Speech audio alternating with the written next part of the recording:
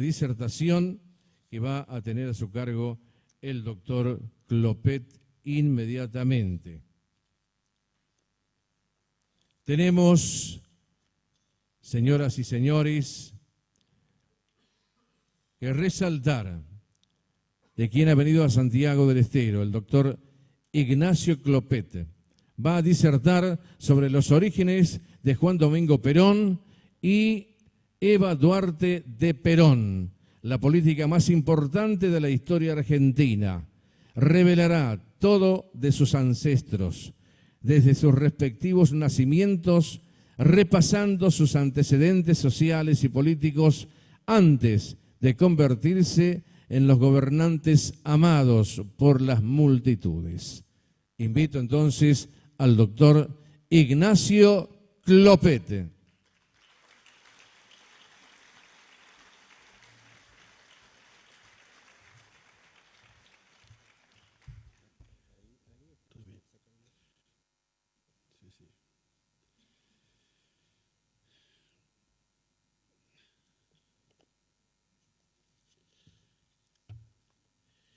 Buenas tardes, señor gobernador de la provincia de Santiago del Estero, señor presidente del Partido Justicialista y vicegobernador de la provincia, señor rector de la universidad que nos recibe, diputados nacionales, provinciales, intendentes, compañeras y compañeros, amigos. No es mi primera vez en esta tierra tan noble y lo primero que quería hacer es rendir un pequeño homenaje a un paisano suyo de esta tierra, a quien mucho le debemos y a quien se le debe un verdadero homenaje, que es al historiador Enrique Pavón Pereira.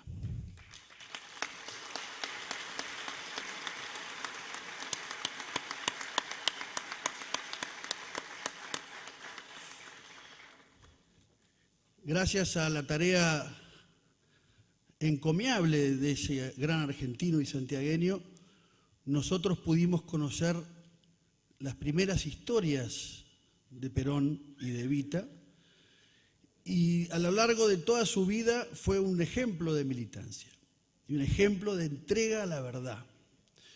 Porque si hay algo importante en la historia es decir la verdad.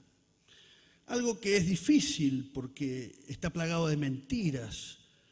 La historia la han escrito los vencedores, la han escrito los que han ganado las batallas, la han historiado aquellos que con capricho han querido hacer una historia a la medida de sus ideas o sus ideologías.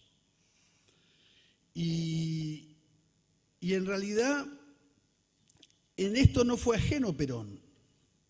En estas cuestiones de la historia no fue ajeno Perón, porque si bien Perón ganó las elecciones del año 46, que hoy estamos evocando a los 72 años,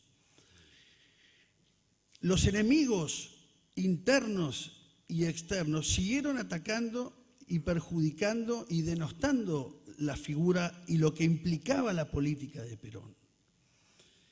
Y entonces encontramos que está lleno de gente que escribe sobre Perón y sobre su época, y escribe de forma muchas veces, como diríamos en bien criollo, con mala leche. Y escriben también la historia en forma tuerta, porque miran con el ojo de lo que le conviene, o están tal vez respondiendo a intereses que son ajenos a los intereses de la Argentina y a los intereses del peronismo. Y entonces seguimos siendo juzgados. Después de 72 años, sigue siendo juzgado en forma injusta la figura de Perón. Y entonces, lo que nos hemos propuesto algunas personas, en este caso con mi colega Pablo Vázquez y amigo, nos hemos propuesto a contar la historia de la forma más objetiva posible. ¿Por qué decimos objetiva? Porque no es necesario agregarle condimentos ideológicos o de gustos o de tendencias cuando nosotros mostramos la historia tal cual sucedió. Y mostrando la historia con fidedigna verdad, pues no es necesario crear una figura imaginaria que para mí puede ser una cosa y para otro puede ser otra. Por ende, la figura de Perón, la figura de Evita, no necesitan las tergiversaciones o forzar su historia. Nosotros apelamos a los papeles, apelamos a los documentos. Hoy hemos visto imágenes recientemente aquí, en esta pantalla, y hemos oído la voz de Perón, y hemos visto cómo hablaba, cómo se refería a las cosas, con la claridad que él se expresaba. Y ahí encontramos la fuente que nosotros necesitamos. No hay que apelar a ideas que no son las propias de Perón. Porque si no estamos haciendo un Perón distinto al que fue. Y los hechos de Perón fueron hechos claros, evidentes. Su política no tuvo rodeos, no tuvo connivencias, sino que fue un hombre transparente, un hombre que entendió a la Argentina. Por eso es importante conocer los orígenes, de dónde venimos, quiénes somos, para poder entender lo que nos pasa o por qué las cosas suceden. De hecho, si nosotros no nos conocemos a nosotros mismos, pues no podemos pretender cambiar las cosas cuando nosotros nos desconocemos. Y en la historia de Perón se escribieron muchas macanas sobre sus orígenes, sobre su familia, sobre su formación, sobre su realidad social. Y entonces encontramos que hay muchos Perón. Pero nosotros que somos peronistas, no necesitamos que nos inventen la figura, cuando la figura es evidente, está a nuestro alcance. Pero claro, hay que poner claridad, y en eso los historiadores intentamos hacerlo. Por eso, Perón es una persona que nace en una familia, diríamos, con distintos orígenes. Él, en su sangre hay un crisol de razas. Está el lado europeo por el lado de su padre y está el lado criollo por el lado de su madre. Por el lado europeo, él tiene raíces italianas, inglesas, de Londres, vascas, tanto en el lado francés como en el lado español. Y luego, por el lado de su madre, él procede del criollaje más antiguo que hay en América, porque sus ancestros se remontan a la conquista española. Ya cuando vinieron los primeros conquistadores, había familiares de Perón en esos barcos que llegaron a América. Y también tiene, en esas tantas generaciones que Perón ostenta hacia atrás, tiene también sus lazos con los pueblos originarios y con el propio mestizaje que se dio en la Argentina y en toda América. Eso es Perón. Esa es la contextualidad de su conformación genética es muy parecida a lo que nos pasa a muchos de nosotros. Por lo tanto, el argentino es un personaje distinto. No somos mejores ni peores, somos distintos. Nos distinguimos de otros. En algunos lugares nos aborrecen, pero somos argentinos. Y Perón es una muestra tan clara de la argentinidad, tan evidente de la argentinidad, que eso lo ha demostrado a lo largo de toda su vida. Pero claro, Perón nace en una situación familiar con sus padres que no se casan, algo muy común en aquel entonces. El abuelo de Perón fue un médico distinguido de Buenos Aires, diputado, mitrista, amigo de Avellaneda, un verdadero oligarca el abuelo de Perón. El abuelo de Perón era un hombre de la crème de Buenos Aires. Se codeaba con la oligarquía de Buenos Aires. Y Perón, el abuelo, Tomás, conoce a una enfermera con la que empieza la enfermera es asistente de él en su consultorio. El abuelo de Perón, la familia de Perón vivía en la calle Libertad y Lavalle de la ciudad de Buenos Aires. Ahí tenían un comercio al por mayor. Y Tomás Liberato, que era el abuelo de Perón, fue el hermano mayor de 8 hermanos. Perón tenía 7 tíos abuelos. Y entonces se conoce con esta señora, Dominga Dutey, de origen vasco, y empieza a tener hijos con la señora. Pero claro, nace Mario, el padre de Perón. Cuando va a la parroquia, el médico distinguido, el oligarca, no aparece.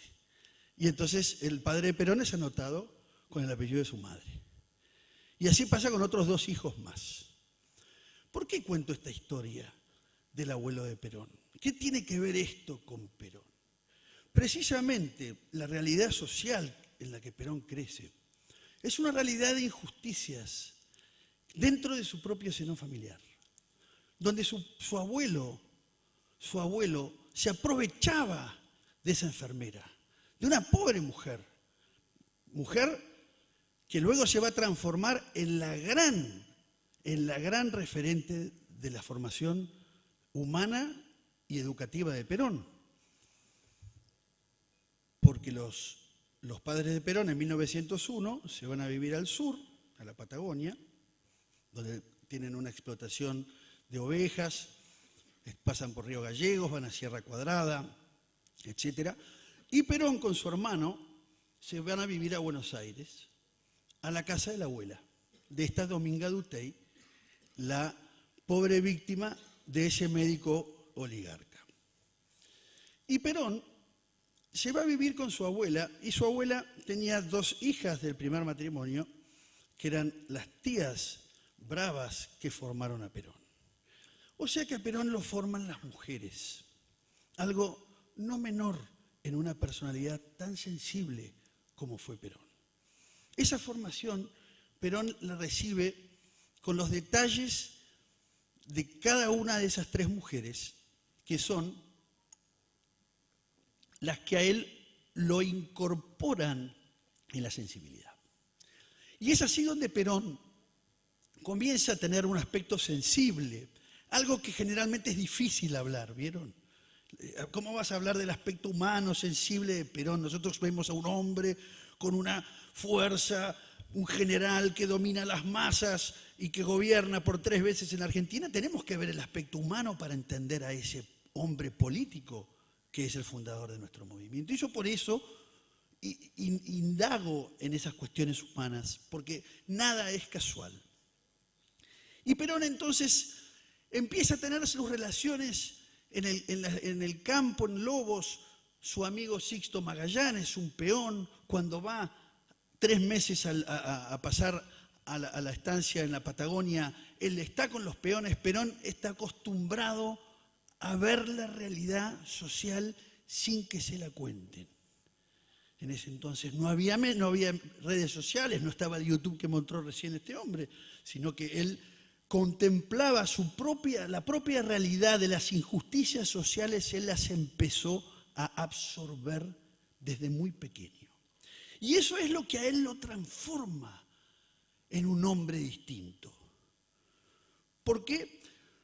Porque justamente esa sensibilidad a flor de piel es la que le permite a él también asociarla a una gran fe religiosa.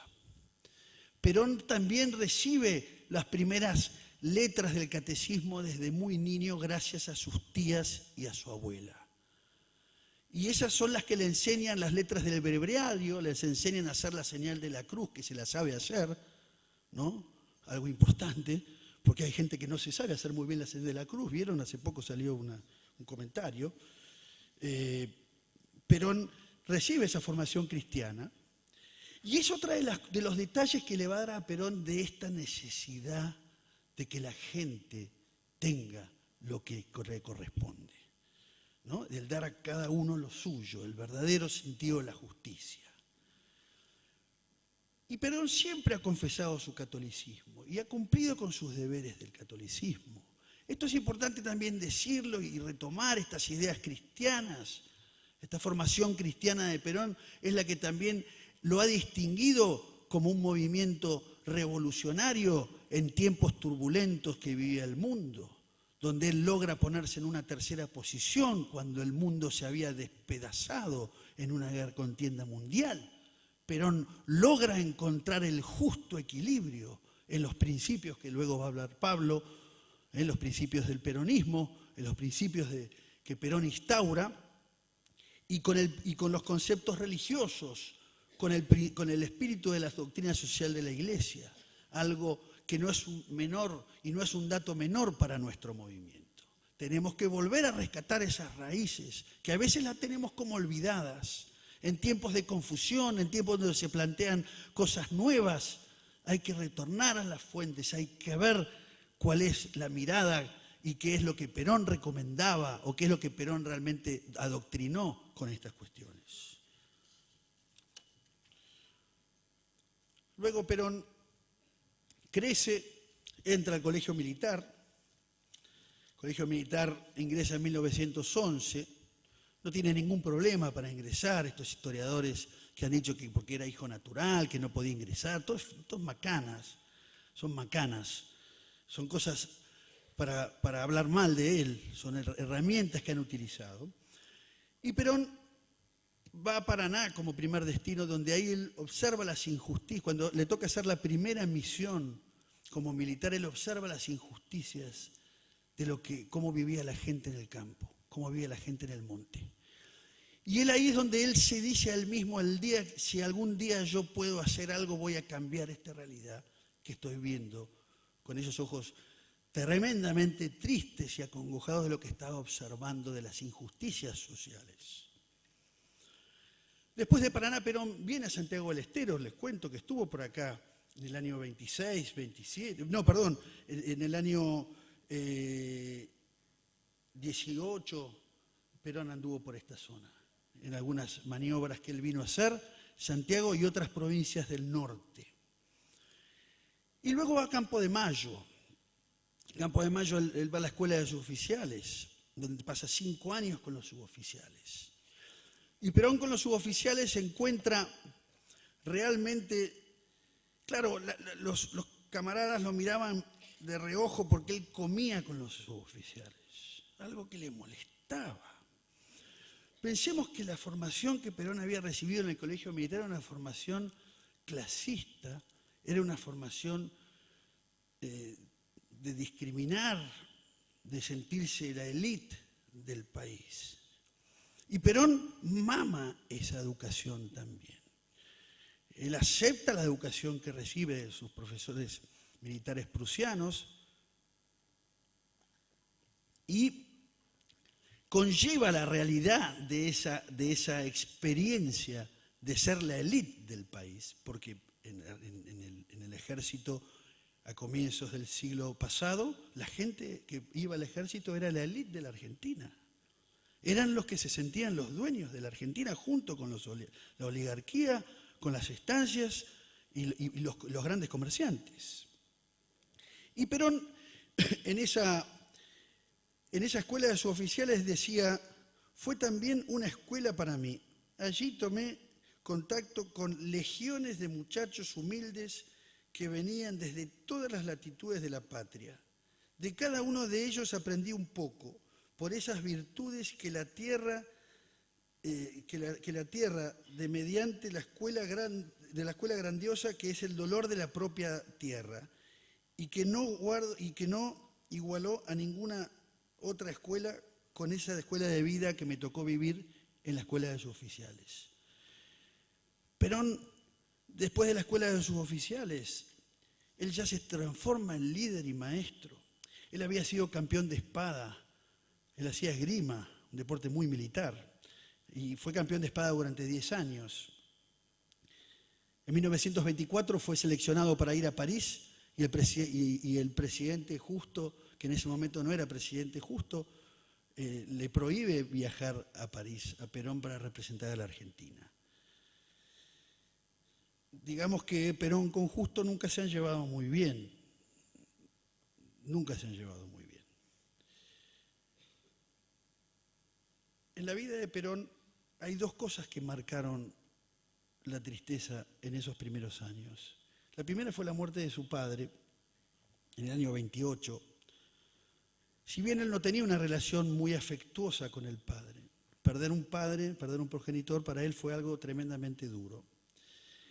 Y la otra cosa que lo marcó para siempre fue la muerte de su primera esposa, María Aurelia Tizón, que muere en 1938, luego de que Perón estuvo en misión militar en Chile. Hablo de estas dos muertes porque son dos eventos en la vida de Perón que lo marcaron para siempre. La privación de los seres queridos en una personalidad tan sensible es algo que realmente te marca para siempre. Y eso él siempre lo ha recordado. Cuando volvió en el año 72, 73, él le pidió a Pavón Pereira si podía acompañarlo a un lugar. Y entonces Pavón le dijo que sí. Le pidieron al chofer, el chofer que estaba en la Casa Rosada, Perón le dice: vamos a los lagos de Palermo. Y él fue a los lagos de Palermo para recordar la imagen de su primera esposa. Fíjense, él quería ir a ese lugar donde la había visto a Aurelia Tizón alguna vez, para llevárselo como una fotografía, y eso nos demuestra la sensibilidad de Perón. Perón tuvo 3 misiones en el extranjero. Fue un hombre que siempre tuvo grandes capacidades. Estuvo en Bolivia en el año 33, en Chile en el 36 al 38 y luego en Roma. En Roma y en varios países europeos. Esa misión en Roma, yo he publicado un libro que el año pasado hemos conversado en la Feria del Libro. Digamos que el viaje a Roma fue un viaje para Perón decisivo en lo que implicaba su formación personal. Él siempre había sido un hombre de formación clásica. Él había leído a los clásicos. Desde mis años juveniles siempre he procurado nutrir el espíritu en el pensamiento clásico, decía. Y la filosofía de los varones griegos y romanos que protagonizaban las vidas paralelas fueron las que marcaron ese aspecto de conquista, ¿no? El leer las vidas paralelas en él generó el espíritu de conquista. El espíritu de conquista implica de que yo no me puedo quedar con lo que solamente tengo o con lo que yo me queda cómodo, sino que tengo que salir a buscar y a tratar de restaurar aquellas cuestiones injustas. Eso es lo que Plutarco le enseña. Libro que sería interesante que alguna vez lo hojeemos para ver la vida de esos grandes, donde Perón se inspiró, siendo ya muy joven, y no tan joven, porque él ese libro lo siguió leyendo y releyendo a lo largo de sus años. En Roma él tuvo distintas experiencias. Él fue como observador de lo que estaba sucediendo en Europa. Fue oficial alpino, un gran oficial. Recibió la condecoración del oficial alpino italiano. Tuvo una correspondencia escasa, correspondencia que yo cito en mi libro. Y también Perón tenemos la experiencia de lo que él vio y experimentó y cómo se defraudó de los sistemas totalitarios. Algo que también se acusa a Perón, de decir, vieron que hace un minuto en el video estaban diciendo que la Unión Democrática se unía para vencer al nazifascismo, ¿no? Perón nada que ver tenía con el nazifascismo, nada que ver. Realmente fue una de las mentiras que se instalaron para desprestigiar lo que Perón representaba. Y Perón en ese viaje a Italia, no solamente estuvo en Italia, estuvo en París, estuvo en la Unión Soviética, estuvo en Portugal, estuvo en Alemania, estuvo en España. Él logró observar la realidad del mundo, del primer mundo. Y esa realidad del primer mundo, él adoptó algunas enseñanzas que cuando él regresa de Europa en el año 41, Son enseñanzas que él las va a madurar de una forma distinta, porque ya en Perón había una tendencia a no quedarse como un simple militar. Y entonces él observa, y en Europa termina de concebir cuando viene a Mendoza en el año 41, Perón viene a Buenos Aires en mayo, y en los primeros días de junio, a los 15 días de que llegó, lo mandaron a Puente del Inca como castigado. Era el militar socialista, era el militar de izquierda que había vuelto de Europa con las ideas trastocadas. Y en Mendoza es donde él funda lo que se llama el protoperonismo. El protoperonismo son esas ideas que Perón va sistematizando en su interior, las va ordenando y las va procesando para en algún momento utilizarlas. No digo yo que Perón en el año 41 o 42 ya estaba decidido en hacer política como los acontecimientos futuros lo presentaron. Pero él sí concibió el concepto de sensibilidad social, el concepto de la mujer joven. Él sabía que él lo escribe en una carta, es el tiempo de la mujer joven, es el tiempo de la mujer. Estamos hablando del año 40, 39 escribe la carta, donde le cuenta. Y la mujer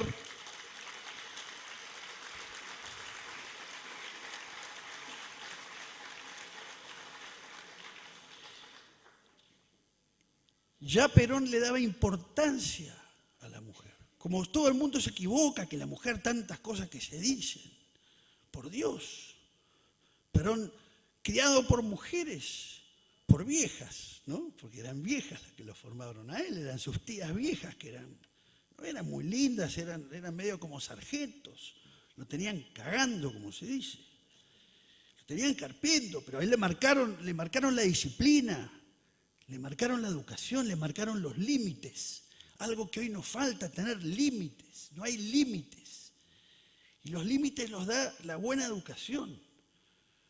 Perón recibió una educación buena, una educación con límites, una educación de austeridad. Pero claro, él vio que el tema de la mujer joven tenía que proyectarse en el país, donde la mujer estaba tan postergada. Porque los oligarcas postergaron a las mujeres, los oligarcas postergaron a los trabajadores, o los oligarcas postergaron a sus hermanos de sangre, que somos nosotros. Porque la realidad es esa. ¿Qué vino a hacer? ¿Qué pensó Perón en Mendoza? Obviamente la construcción de un orden sindical, algo elemental. ¿Por qué? Porque los obreros eran tratados como basura, porque no eran personas. Y él observó que había que transformar también la cuestión del orden sindical, de los sindicatos, darle un orden establecido, una jerarquía y darle un espacio en la realidad del trabajo y de la sociedad de la Argentina. Y luego también él ahí concibe esa tercera posición. Esa tercera posición que no la entienden los gringos, que no la entienden los marxistas, que no la entienden aquellos que no entienden qué es ser tercera posición. Y nosotros, es uno de los grandes estandartes que Perón ha descubierto. Y eso es lo que lo mantiene hoy vivo. 70 años han pasado, 72 años desde que fue presidente. Perón sigue siendo un hombre de gran gravitación a nivel mundial. No lo entienden, no saben de qué se trata. Tenemos a todos estos filósofos y politólogos extranjeros que hacen especulaciones con él y que siguen hablando mal y que nos transmiten a nosotros toda su basura. Y que en realidad lo que nosotros estamos haciendo es darle a la gente lo que le merece que tenga. Porque el concepto de Perón fue devolverle a la gente lo que la oligarquía le robó durante tantos años. Y ahí es donde forja esa idea de movimiento. Ya estaba lanzado, él ya sabía que había llegado su hora en Mendoza. Y eso se ve en alguna correspondencia poco conocida. Hay una carta que él le escribe a mi abuelo fue su abogado, fue amigo de él.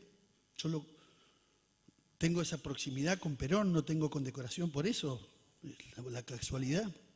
Él le escribe en el año 41, donde él le insinúa que algo había que hacer. ¿Cuál era la Argentina que vivía Perón, que vivió Perón? ¿Qué pasó en la Argentina? Después de Caseros, donde la derrota argentina, la derrota del restaurador de las leyes, con las tropas de Urquiza y las tropas brasileras que ingresaron en Buenos Aires. Después sí vino Organización Nacional, pero ya aquellas personas que eran consideradas por el sistema de Rosas habían sido desechadas, porque Rosas le dio valor a la gente humilde, le dio espacio al paisano, al criollo. No era algo que molestaba.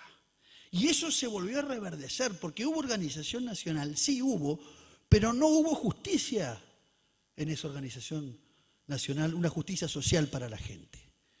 Y eso duró desde el año 1853 hasta que llega hasta el año 43, donde se produce la revolución del Gogo. Estamos hablando de 90 años de injusticia en una Argentina que tenía una gran cantidad de inmigrantes y que la Argentina tenía que empezar a demostrar y a explotar como explotó. Pero toda esa gente no tenía derechos. Obviamente había el sistema liberal del que tanto habla el Papa Francisco. Él se cansa de hablar de los sistemas capitalistas, de los sistemas que excluyen, de los sistemas que desechan. Él habla del desecho, de que la gente para los sistemas capitalistas hay desecho, y el desecho es humano, no el desecho de una basura, de algo que ya no sirve. Y entonces se produce la famosa década infame, la década infame donde Perón va al colegio militar en esa década. En realidad ya había terminado el colegio militar, pero la década infame va Pablo, me corregís, del 33 al 43, ¿no es cierto? Exacto. Y esa década infame es donde había fraudes, donde la gente no tenía trabajo, donde la gente estaba desquiciada, donde la gente pobre no tenía dónde caer parado, donde no tenías un hospital, donde no tenías nada. Y es entonces que la revolución del 43 es una especie de reacción de los militares contra toda esa estafa que era la democracia liberal. Y Perón interviene en esa revolución del 43, interviene en forma, diría yo, decisiva. Y Perón, tiene 3 cargos en la revolución del 43. Es ministro de Guerra, es secretario de Trabajo y Previsión y es vicepresidente de la Nación. Y Perón pide ser secretario de Trabajo y Previsión. Lo pide precisamente. No es que se lo dieron porque no había quien poner, ¿no? Algo muy común, ¿no? Que a veces los políticos ponen a su amigo o ponen a alguien, qué sé yo, a dirigir vitivinicultura y el tipo, no sé, es médico, ¿no? A veces esas cosas las vemos en la política. Y Perón pide la Secretaría de Trabajo, porque él quería, para él era tremendamente grave lo que estaba pasando. Era tremendamente grave porque observa todas las injusticias que había. No había prácticamente derechos para los trabajadores. No los había.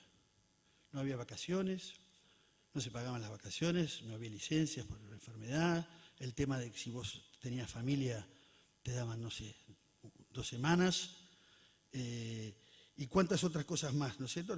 Perón lo que buscaba fue el mejoramiento del trabajador, que se pagaran las pensiones, los salarios mínimos, las condiciones humanas de labor. Y eso es lo que Perón hace en esa tarea. Y la hace contra viento y marea, porque Perón empezó a molestar cuando empezó a tomar esas medidas. A la gente le empezó a caer mal. ¿Por qué? Porque vieron que este coronel ya empezaba a tener ascendencia sobre la gente. Y vieron el progreso y el ascenso de Perón como hombre público. Porque Perón se hace hombre público en el 43, en la Revolución del 43. Antes no era un hombre conocido, lo conocían sus amigos, lo conocían sus camaradas y lo conocía su familia. No era un hombre antes que se haya hecho ver, porque cuando fue a Europa era un militar más, como fue en misión. Por lo tanto, yo lo que pretendo con estas jornadas, y en realidad creo que lo pretenden quienes las organizan y todos los que estamos aquí, es que tenemos que volver a Perón. Volver a Perón significa ir directamente a sus fuentes, evitar las traducciones, evitar las malas traducciones. Vieron que las traducciones, hay algunas que son más defectuosas que otras. Hay muchos historiadores o políticos que nos presentan a un Perón caricaturizado, ¿no? De una caricatura, que nos muestran un Perón distinto. Y si nosotros queremos mantener viva su llama, si queremos mantener a Perón y sus ideas, pues tenemos necesariamente que ir a sus fuentes. Apelar a sus fuentes implica leerlo, oírlo, mirarlo. No necesito que me venga a contar fulano de tal las cosas como fueron, porque las tenemos a la vista. Perón es como un diccionario de pensamiento político. Todo lo que nos pasa hoy lo encontramos en él. Todos los problemas que hoy nos azotan, encontramos la solución viendo qué es lo que él opinó sobre esas cuestiones. Hoy vimos en el video brevemente algunas ideas económicas y algunas soluciones económicas que nos planteó. Yo considero que Perón es el hombre de la historia. Y quiero terminar con una frase de él que me parece genial. Ya con esto los dejo porque se hace largo el día. Lo que necesita nuestra juventud es organizarse. En otras palabras, las masas no valen ni por el número ni por la capacidad de sus componentes. Valen por la clase de dirigentes que tienen a su frente.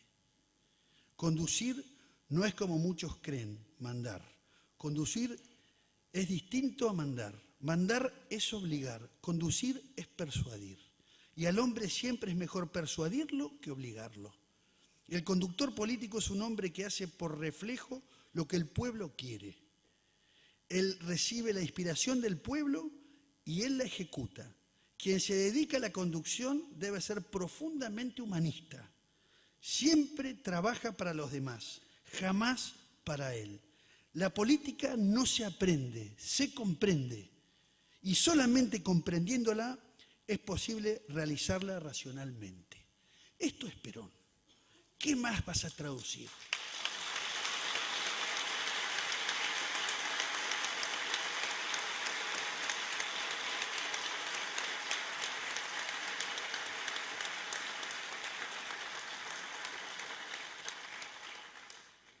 No me he movido jamás en el plano de los esquemas, sino en el de la conducta.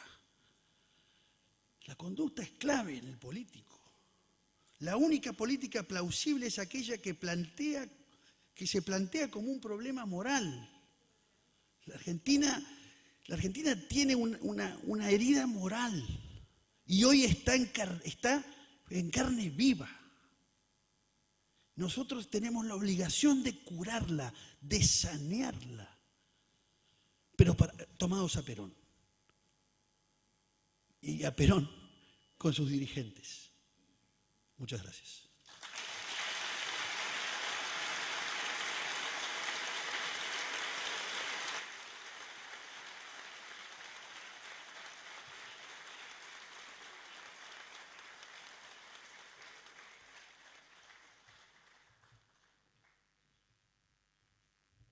Muy bien, señor.